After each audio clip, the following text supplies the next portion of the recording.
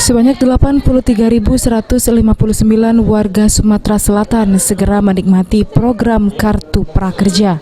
Program tersebut diperuntukkan bagi pekerja formal dan non-formal yang mengalami pemutusan hubungan kerja atau dirumahkan, serta pelaku UMKM yang terdampak wabah virus corona. Untuk mendapatkan kartu prakerja cukup mendaftar secara online. Pendaftar wajib mengirimkan data diri seperti NIK, alamat, nomor ponsel, dan email. Pendaftar wajib mengisi data perusahaan seperti nama perusahaan, alamat perusahaan, jabatan, dan status pekerja. Semua syarat tersebut dikirimkan melalui email prakerja.go.id.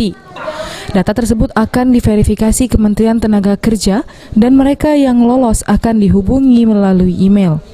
Nantinya para korban PHK tersebut akan mendapatkan bantuan sebesar Rp3.550.000 dengan rincian Rp1.000.000 untuk pelatihan online, Rp600.000 per bulan diterima selama 4 bulan, dan Rp150.000 untuk 3 kali survei. Dana tersebut akan diterima secara bertahap dari sebelum hingga pelatihan kerja selesai dilakukan. Melalui program ini, Gubernur Sumatera Selatan berharap masyarakat dapat semakin ringan bebannya, terutama dalam melanjutkan hidup di tengah wabah corona saat ini. Dana tersebut akan dibagikan dalam waktu dekat, mengingat baru 20.000 pekerja di Sumatera Selatan yang telah mendaftar. Nah, metode pembagian tadi bahwa yang akan mendapatkan ini adalah khususnya yang harus berhenti bekerja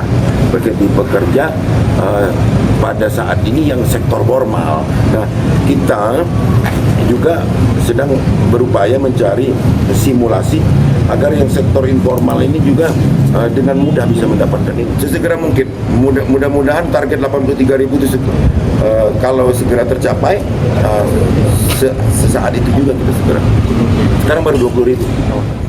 Program Kartu Prakerja ini menyasar 5,6 juta pekerja. Presiden Joko Widodo sudah menaikkan anggaran Kartu Prakerja dari 10 triliun menjadi 20 triliun. Julius Lumban Gaul, PAL TV.